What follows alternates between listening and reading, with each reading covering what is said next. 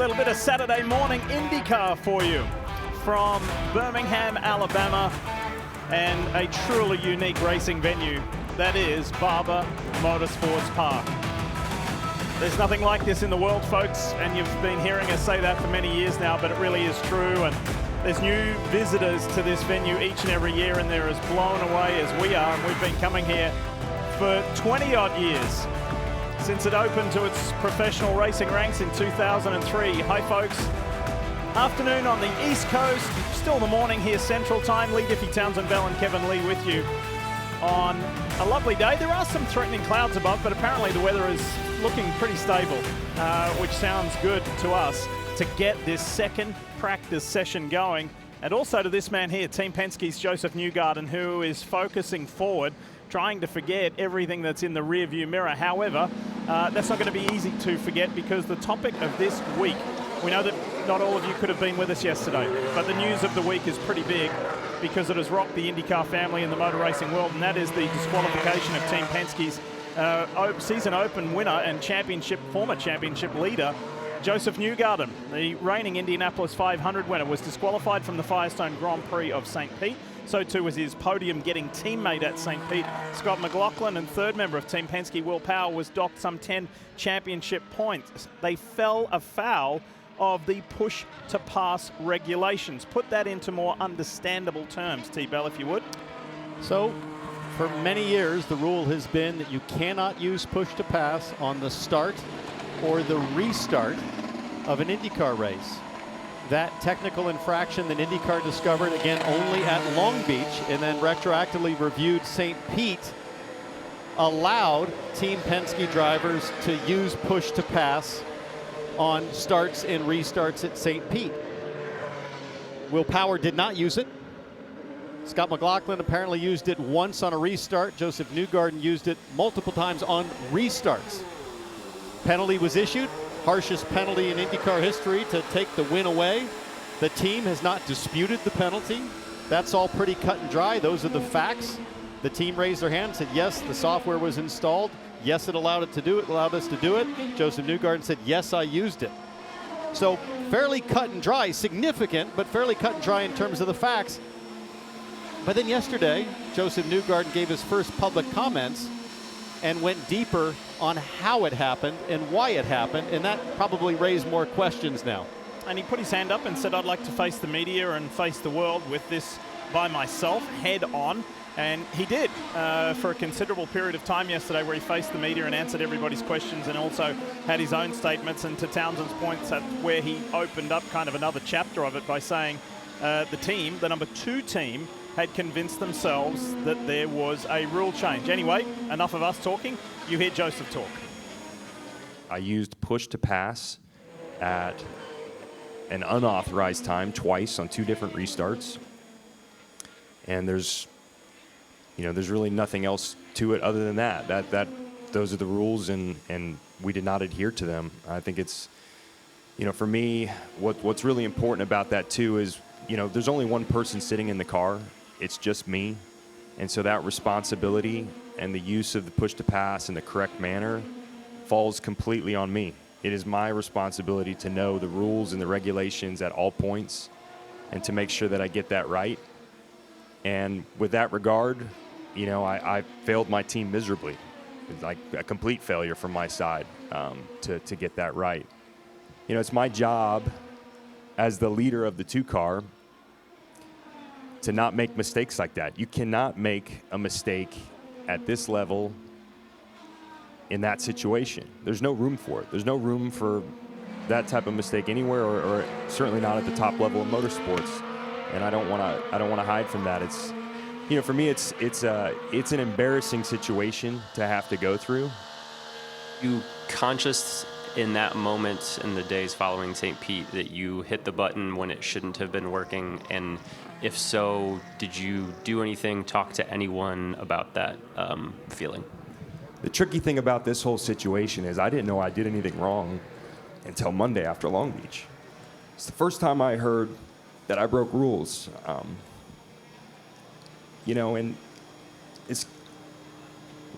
I knew if getting to this part was going to be difficult for me. You know, you guys you can call me every name in the book.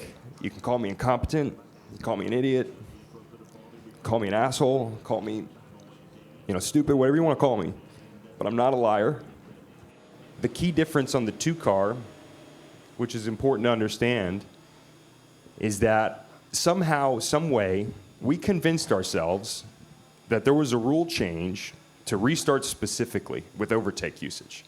And you say, well, how do you come up with this? That's never happened before. The only place that this got introduced was with the thermal exhibition race. It's the only time in my time in IndyCar where we've actually had a legitimate legal change of the push-to-pass system, where it's going to be operable at a time other than at the alt start finish line. It was going to be usable in qualifying too. There was a lot of discussion around it, and we somehow genuinely believed and convinced ourselves that at St. Pete the rule was now you can use it immediately on restarts. You don't have to wait till the alt start finish line. It's going to be available immediately. And I even wanted the team to remind me of this so that I didn't forget. I'm like, well, if whenever you get something new as a driver, you're always like, please remind me. It's easy for me to forget this stuff with everything going on inside the car. How do you earn the trust back of your competitors? I don't know. I don't know how you do that. It's important to state, and I think it's the truth. I don't know that anybody is going to believe what I've told you here today, and that's okay. I mean, I think it's a crazy set of circumstances to try and, just reason with. It's certainly not going to come from words. It's just going to take, repetitive action. That's all you can do is just repetitive action, and hopefully, I can stand on that in the future. So, however long it takes or how many years, if I'm given the time, I'll just try and, earn it through action. That's just a portion of the Josef Newgarden press conference from Friday here in Birmingham, Alabama. Just live pictures addressing them. That's Pietro Fittipaldi of Rahal Edmund Lanigan. This is what happened to the Brazilian. Turn 1, a little wide of that apex, but no big deal. And then, boy, super strange. He could not steer that car. Looked like something happened with the steering arm. The steering's going all over the place, but his steering is not moving. His steering wheel is not moving. That is bizarre. That looks like a comprehensive steering shaft, column, rack failure. Something went horribly wrong there for the 30. We'll have to dig into that a little bit more and figure out what happened, along with the race team, I'm sure. So you were traveling in yesterday. We were in that press conference live. We got to hear Josef in the moment speak. You've had a chance to review the tape. What are your thoughts now on the other side of that? I had a 2-hour drive coming over from Atlanta. Read the transcript. Here's the thing. The story that Newgarden tells, he calls it a story yesterday, the story that he tells is so highly improbable for a race team, especially of Penske's caliber, to think, and to quote them, somehow, some way convince themselves that a rule had changed. I've driven for a lot of race teams, Diff, some really good ones and some really bad ones. I've never had a team think there was a new rule. I've had a team forget or not know that there was a rule, but not to think that there was a new rule. So highly, highly improbable. At the same time, in order to act on that highly improbable rule that you've convinced yourself of, you would simultaneously also need the race car to be loaded with software to enable you to act on that. That is highly improbable, especially with this race team. The two of those things seemingly happened at the exact same time in the perfect moment to act on it. Highly, highly, highly improbable those two things can happen, but not impossible. It's not. And the flip side of this is I have seen no evidence whatsoever that that story is not true. And I've looked. I've had our NBC team look at audio from Long Beach. Yes, Newgarden said on a restart on the radio, push to pass isn't working. That matches up with his story from yesterday.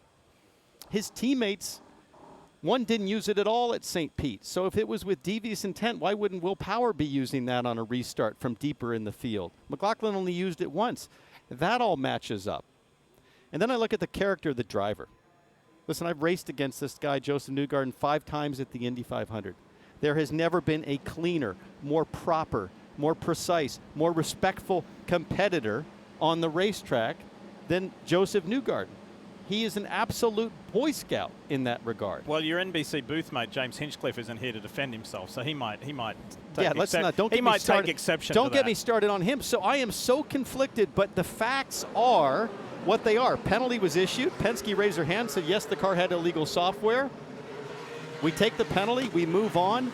But then this story from yesterday, however sensational or unbelievable you think it is, there is no fact to dispute that. I take him at his word from where I sit right now. Well, let's share with you some reaction from the paddock. Have a listen. First thing, based on what Josef said about him, he was aware or thought there was a rule change that basically would enable the push to pass to be active when it wasn't supposed to be. I'm not sure why he had that impression. There was no discussion between the team on that, but that was the 2 car, and that's on them. Our 3 car, we just focus on what we got to do, and I absolutely didn't believe there was a rule change. It wasn't even in my mind that was a thing, so that's why I didn't press the button. Yeah, I mean, obviously he's pressed it and got, okay, it works, so that must be the rule now, and continued to press it. Yeah, so, I mean, is that something where you guys are all competitors, so if you click it and it works, naturally you're going to keep pressing it, right? Yeah, if it works correctly with the lights and everything, you would, I feel like I would have come on the radio and said, hey, have we got push to pass on starts and restarts now? Because it was working. I mean, it was pretty clear to my understanding that the rules were only for thermal. Yeah, from my side there was no confusion. I don't know if somebody else got some confusions, but I doubt that there was confusion. Man, I know the rules as what they have been in the last 5 years. I've only been in the series 5 years.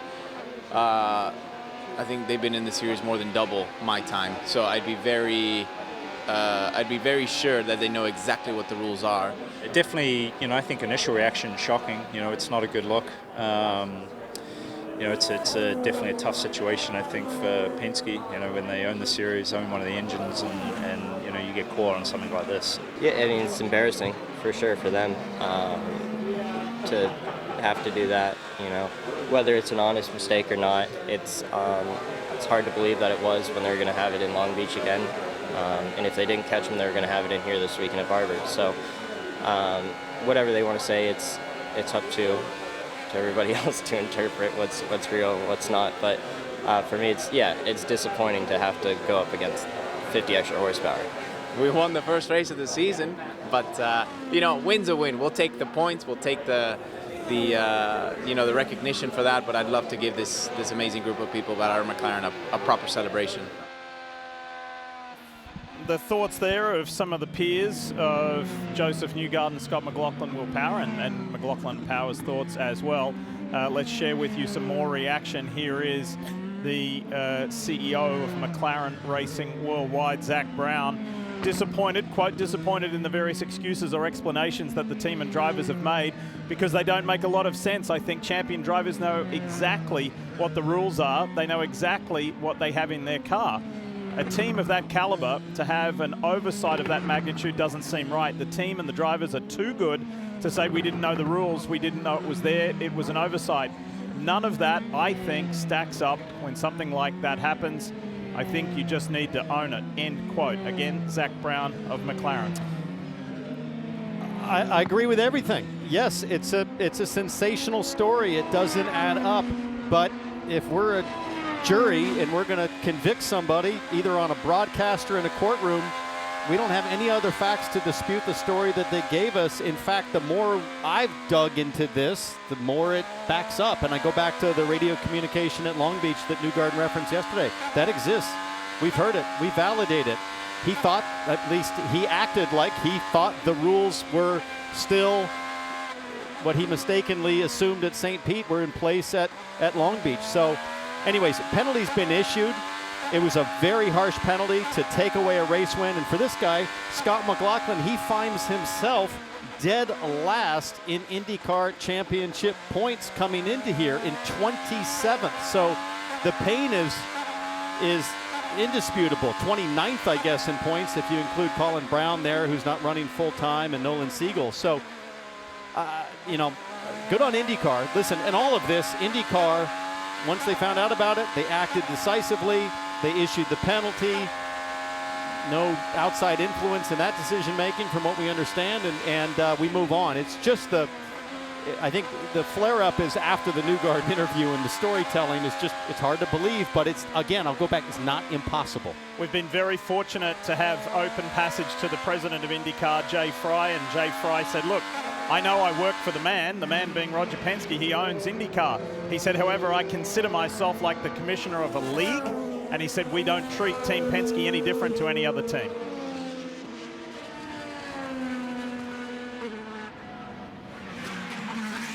All right, let's get back to Barber. What's happening live here and now, and unfortunately one of the 27 drivers is out of this session. That's Pietro Fittipaldi. Kevin Lee, tell us more. And it's one of those drivers that really needs laps. Pietro's first time here. Really odd look. What's going on? What happened? Yeah, we're just doing laps, just warming up the car, weren't really pushing, and then my steering rack just came loose. Luckily, it didn't happen in a high-speed corner because it would have been pretty scary. So that steering rack just came loose, and I had no steering, basically. So, yeah, disappointed because we need laps, obviously, to keep getting rhythm with these tracks. I don't know, and, yeah, it just obviously doesn't help the race weekend. Have they given you any indication that they can get it fixed in time to get back out this session? I hope so. I know the guys are working hard to get it fixed. I think it's back in the pit lane. As many laps as I can do, it's always extremely helpful before qualifying. So we have 2 new sets of tires to use there, and yeah, just trying to identify the issue because it's pretty scary. I mean, the steering wheel just stopped working basically. So it's yeah, not a scary situation. So we'll see what happens. Thank you. The good thing is the paddock is literally about 50 yards from us, so it is a very quick trip back and forth. Diff, let's not forget that Pietro Fittipaldi had a very unusual technical failure at Spa, Francorchamps, in Eau Rouge, in a P2 car that seriously injured Pietro in a P2 car. And I'm going to forget what it was. Maybe it was a gearbox issue or something with fly-by-wire throttle, but nonetheless, he had a failure, caused a massive shunt. And I bring that up because a steering failure like that at a track like